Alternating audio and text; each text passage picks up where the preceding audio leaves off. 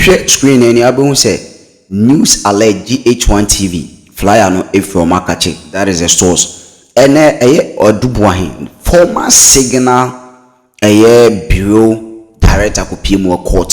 Na court no ko PM or the receipt be coin or the making kind entry na wo flyer no so na this say court shoots down Boahen attempt to disguise his private company receipt as that of National Signal Bureau. Let's just say Boahen court no umko PM no na juma ni company no, yes the company no and a receipt in all these guys were for general or the wine na say akoye say what National Signals Bureau receipt or fake evidence or fake document our court baba almost say court shoot down court no so no yes omo say there be letter ya na say receipt ya dia ba dia yehwe mudin a enye receipt e genuine wow company receipt into ne kotie ne ho nsem a TV3 e de buy I daily update so na wo hwe dwumede na subscribe my YouTube channel no like and share for comment section e be jibre na ka meti for nyina tip stay tuned. Good evening. Is your kind of thing good? Now you're looking at the clear detail of the provision and the context that Dennis has laid, solid one for this conversation tonight. How does this latest development in this case strike you? Now that the Attorney General has dropped all charges against Mildred Donko, the third accused, in this National Signals Bureau scandal, because she has now agreed to serve as a prosecution witness to testify against the other accused persons. How does this strike you? Well, how it strikes me is that the noose is tightening around the neck of Boahen and his wife. Yes, the noose is tightening around them. And of course, we all reckon that they are not guilty yet. Article 19, Clause 2 says the person is innocent until proven guilty, okay? But with Mildred jumping ship, it means that now Boahen and his wife are effectively like Bonnie and Clyde. You know Bonnie and Clyde in U.S. history, you find a couple who used to be involved in conflict with the law, okay? So if the state wins the case against Boahen and his wife, they will be Ghana's Bonnie and Clyde. Yeah, you know, for those who don't know, you would see Jay-Z has a song, Bonnie and Clyde. Yeah, that's for those who follow Jay-Z, the U.S. Rapper. So basically, it tells you that the noose is tightening. Yes, because for somebody who was intimately involved in the transactions to offer to testify for the prosecution, that's it.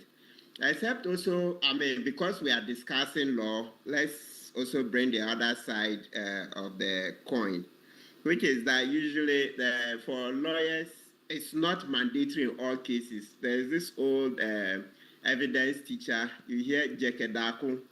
Those days, he would say that if you want to use somebody like this as an accomplice, he should first be tried and then he should plead guilty. So there used to be that practice. And that practice, you will find it in the case of State versus Archery, where, decades ago, it used to be fashionable that the accomplice should first plead guilty or be found guilty, and then he'll be used against the other accused persons. But it looks like now we are no longer insisting on that. So Mildred Donko can be let go of, and then she can come and testify against Boahen and his wife. I see. And you see that as Dennis captured earlier, the Attorney General had the option of dropping one of two charges. It's gone in for the full package, dropped all two charges against Mildred Donko, as she has now agreed to serve as prosecution witness. Does the decision to, as it were, go in for the full package of dropping all charges? Is it conterminous with the weight of the prosecution witness as Mildred is now and what she is really bringing onto the table? Presumably, because you and I don't have visibility on the evidence to be presented. So once the prosecutor, that's the Attorney General and his deputy, have chosen to do this, then we can only presume that it is worth it. And of course, they know the stakes are very high, that Ghanaians are generally following this with keen eyes and hoping to get conviction, okay? And so for the Attorney General to take such a step, it tells you that it must be worth the while of the Attorney General. Yeah, let's not forget, the Attorney General is also in the business of making sure that he meets our expectations. You remember, he said that the first press conference was what? Trailer in Manila. Yes. Then the next one would be what? Rumble in the jungle. So Dr. Dominica even knows how to, carry the citizens along. So it's not, if it turned out that the weight of the evidence is underwhelming, citizens will come for him. So I'm sure it is not lost on him at all that this decision to withdraw better be worth it. Otherwise, the backlash would cause irreparable damage. So on the basis of that, generally, because Ayene has been a distinguished teacher over the decades, people who sat in his class, including myself, all would acknowledge that Ayene was always very clear-headed, okay, brilliant lawyer, right, at least as an academic, and so haven't come into prosecution. And of course, he's a practitioner as well, but, I'm emphasizing his academic prowess. That there was always that clarity of thought in his arguments and his teachings and everything. So the main point I'm making is that he knows very well that to decide to discontinue, let me use a different word, against Mildred Donko, what Mildred Donko is bringing to the table must be worth it. Otherwise, citizens would come for him. That's Dr. Ayene. And so I believe he would have struck the balance well. And I do agree with you on this. Well, thank you, Counsel. Thank you so much for spending some time with us on this matter. The coming days is one to watch. Thank you so much. You're welcome. Martin Pebo is private legal practitioner there. And Dennis, he makes a point about, this decision that the Attorney General is taking and the path that the Attorney General is taking, that in the view of Martin Pebo, it must be worth that decision to drop all 2 charges because he's going for the full package because he had options under this provision. Yes, he does.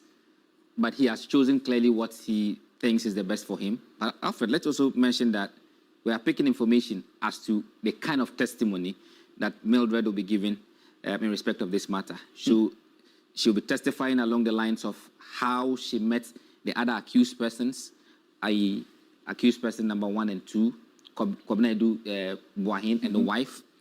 She'll also be testifying in respect of the role she played when she was at the bank and how she was receiving monies. She also testified on how she left the bank and the circumstances under which she left the bank and was offered an opportunity to work for the first and second accused persons. And working for the... How has this case indeed proceeded over the period? Well, so Mildred Donko is one of the accused persons of the former National Signals Bureau Director General and 4 others. So he's one of the 4. On the charge sheet, she's labeled as the 3rd accused person. The first accused person being Boahen, the former National Signals Bureau boss. His wife, who is the 2nd accused person. Mildred, a former banker. We understand she resigned from the bank to join one of the companies that was established by the first and the second accused persons as part of the facts presented by prosecution. And then the last person on that charge sheet is Advantage Solutions, which is one of the entities that was set up by the first and second accused persons. So Mildred Donko, in essence, is one of the persons that the Attorney General is after in respect of this particular matter. She is named as the third accused person. This National Signals Bureau scandal. Yes. I see. And you do recall that when we segregated the charges as to what was labeled against who, we found out that 8 of the charges were against Kwabena Boahen himself in respect of money laundering, using public funds for profit, obtaining public property by false statements, and all. But the emphasis tonight is for us to look at what charges were specifically labeled against Mildred, because it's a subject matter for tonight, and she happens to be so Mildred is the third accused person. So here you see that 2 counts or 2 charges were specifically against her in respect of money laundering and 1 conspiracy to commit money laundering.